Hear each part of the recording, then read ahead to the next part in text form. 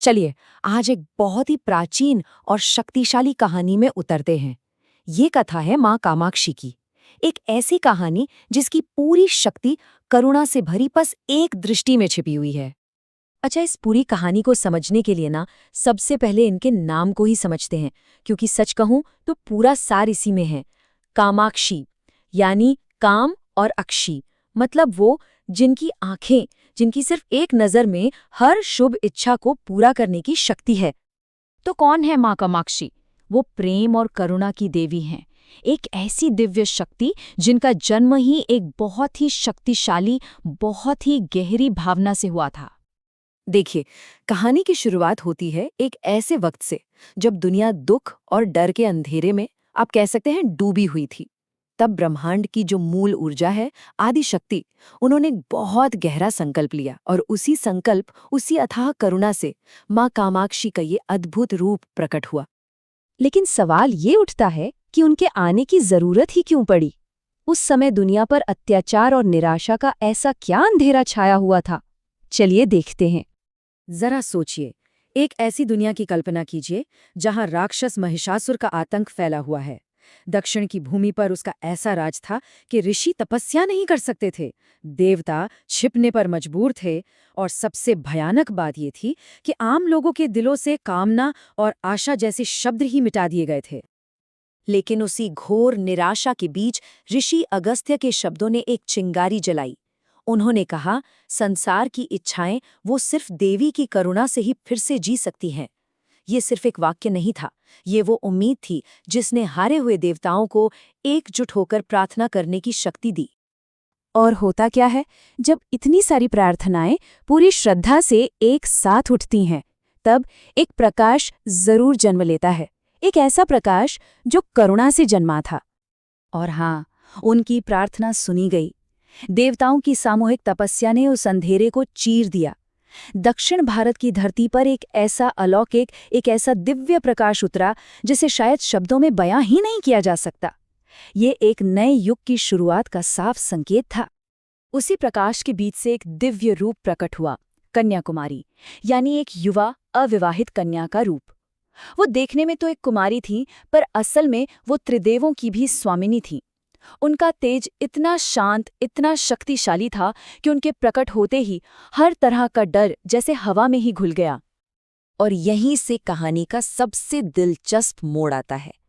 ये सिर्फ एक देवी और एक राक्षस का युद्ध नहीं था, ये असल में दो अलग अलग तरह की शक्तियों का टकराव था। एक तरफ थी सौम्यता और दूसरी तरफ था पाश्विक बल।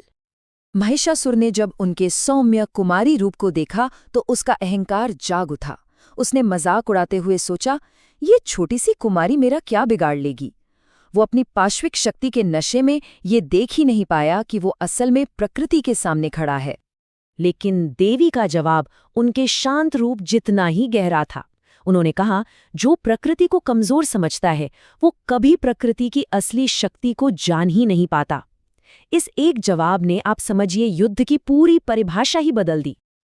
और उनकी शक्ति किसी आम योद्धा जैसी बिल्कुल नहीं थी। ये करुणा का शस्त्रागार था।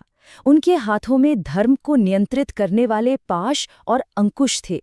उनकी एक मुद्रा, अभय मुद्रा, सबको भय से मुक्त कर रही थी।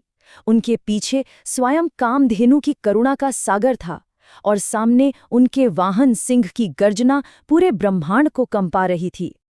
उस सौम्य कुमारी के भीतर से शक्ति की ऐसी अग्नि लहरें उठी कि उन्होंने महिषासुर के आतंक को जलाकर राख कर दिया। उसका वध हुआ और दक्षिण की भूमि पर सालों बाद शांति का सूरज उगा।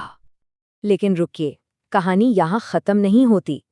युद्ध के बाद जो हुआ, असल में वही उनकी विरासत को हमेशा हमेशा के लिए परिभाषित कर गया। कामनापूर्ति का वो वरदान जो आज भी भक्तों को मिलता है। तब देवताओं ने घोषणा की कि अब से इन्हें कामाक्षी के नाम से पूजा जाएगा।